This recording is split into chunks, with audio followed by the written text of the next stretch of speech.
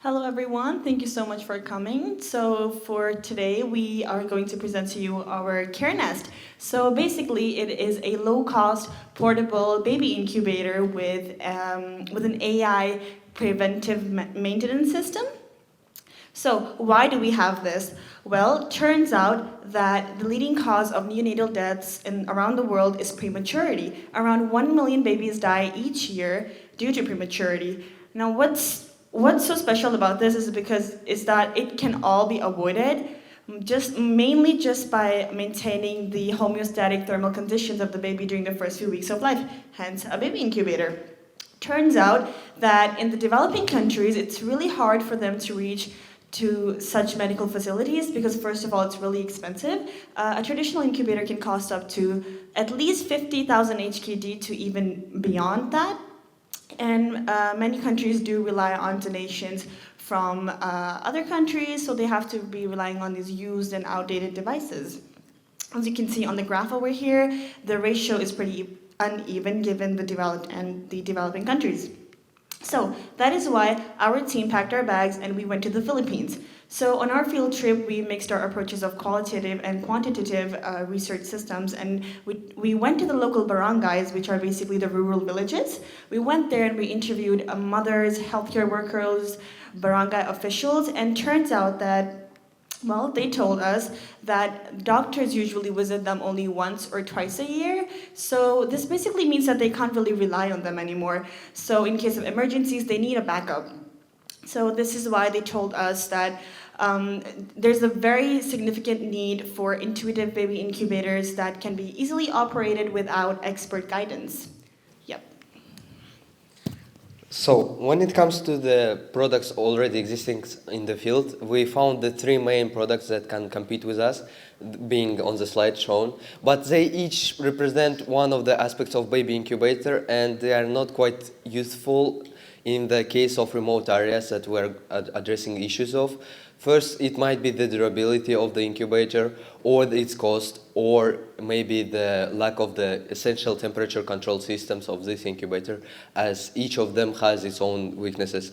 And while our incubators tries to address all of these essential challenges of these remote areas, excluding the weaknesses, trying to avoid them as much as possible, and they are listed in the slide.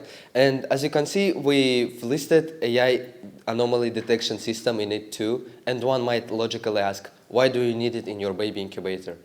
So our answer for that is mainly boils down to 3 points.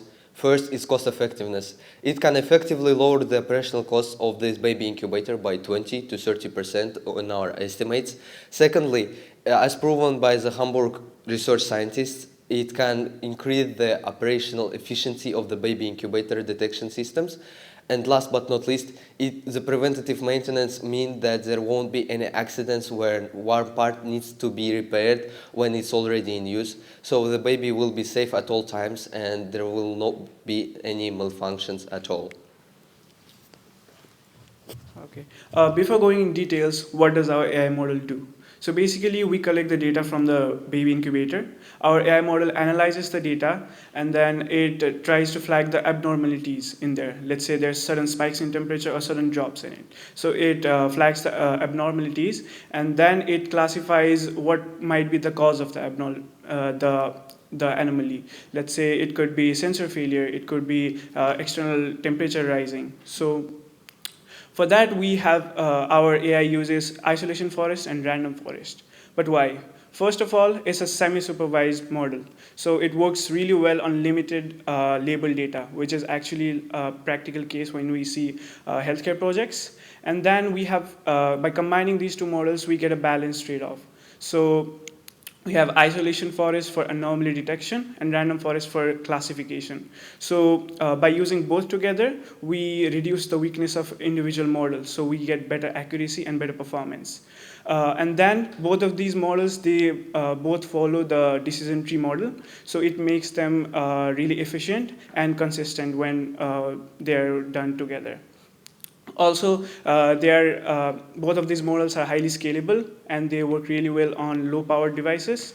And then by combining, we get a very robust system. So this is the flowchart of our AI model. This is the detailed one, and this is the simplified. So we first load the incubator, the baby incubator reading in our AI model, and then we have some data pre-processing and feature engineering. Then with the processed data first, we train our isolation forest model. And then after training, we get the anomaly prediction scores from there. This anomaly prediction score, along with the processed data, we feed it in the random forest for training. So once we have both of these models trained, we then, with the real data, we test the AI model and then predict the likely cause of the abnormalities over there. So this is our model evaluation, as you can see. On the left side is our anomaly detection part. As you can see, it can successfully detect the abnormal temperature readings. And on the right is the classification of like what are the likely causes of that sensor error. So we have air circulation, heater issues, and those parts. So by combining both of these, we were able to get 94% accuracy, which means that our product is highly accurate. Not only that, it is highly scalable and cost efficient, and also it works really well on low efficient devices. Okay, so next here is our commercial potential. So we'll use rent-to-own model, and this model allows local governments and NGOs, agencies to lease the equipment. Also, there is a very big impact on the community. It will provide temperature regulation for babies born in small villages. And there is a possibility of reducing the neonatal mortality rate by up to 37%. So for the finance part, the estimated cost of our production is 1,200 HKD for the logistics and the production. The estimated price per unit is 1,800 Hong Kong dollars. The initial potential in Philippines is 300 units. And we're going to have a revenue of $540,000. So moving on to our future prospects of our baby incubator. So we firstly plan to incorporate edge computing as well as mobile app interfaces for the ease of use. We also plan to enhance to multi-parameter monitoring by including other types such as oxygen level or maybe even heartbeat tracker. And in addition to these, we also plan to get medical certifications as well as clinical testings, as it is important and for these certifications to be done so that it can ensure that our baby incubator meets the safety standards and is also safe. Apart from these, we also plan to have minor upgrades for our chamber, such as adding a mattress or LED light for late night uses. Last but not the least, our baby incubator is tailored for underserved communities in these remote areas where village birds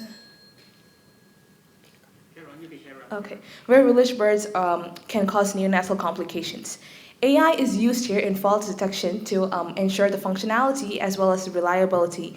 It is also used in the preventive maintenance to ensure the continuous performance. With our improvements and upgrades, our incubator is scalable, affordable, and has the potential to save lives. Thank you. Thank you for taking care of the newly born.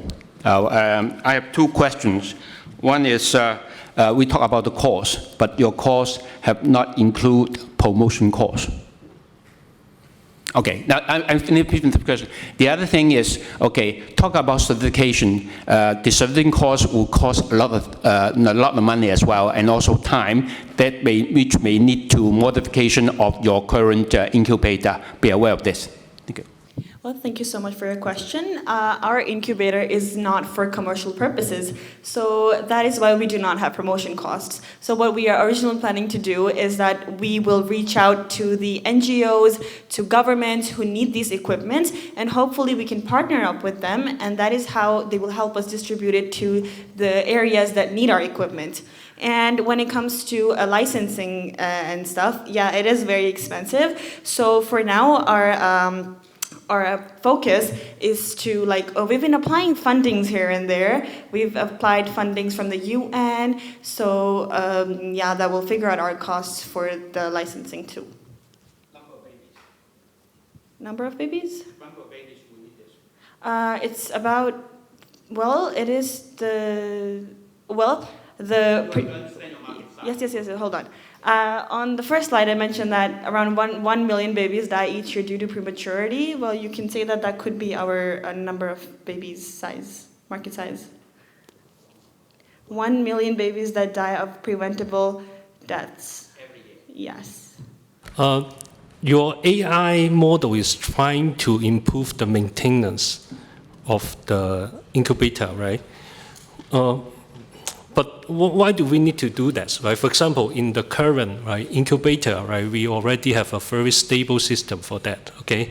And I would expect if you use AI to monitoring the baby activity in those very sophisticated systems, that makes sense. But for this application, right, you need to consider cost. If you trying to improve the stability of the incubator, will it make more sense to me? Yeah. Okay, so we need to look at where are we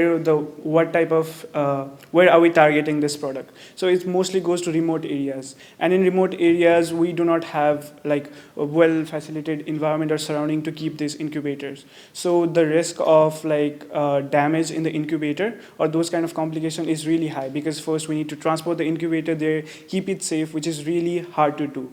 And also this AI, it comes mostly useful in remote areas because they do not have good technical support in those kind of areas. Like the people over there, we went to the barangays in Philippines. There in the healthcare center, there were only local medical helpers which didn't have enough technical knowledge. So they can't figure out on their own if there is any complication. So this puts the baby in huge risk. Let's say some part of the incubator broke down while transporting it. You keep the baby in it, and then we're putting the baby in a very high risk. So this comes there.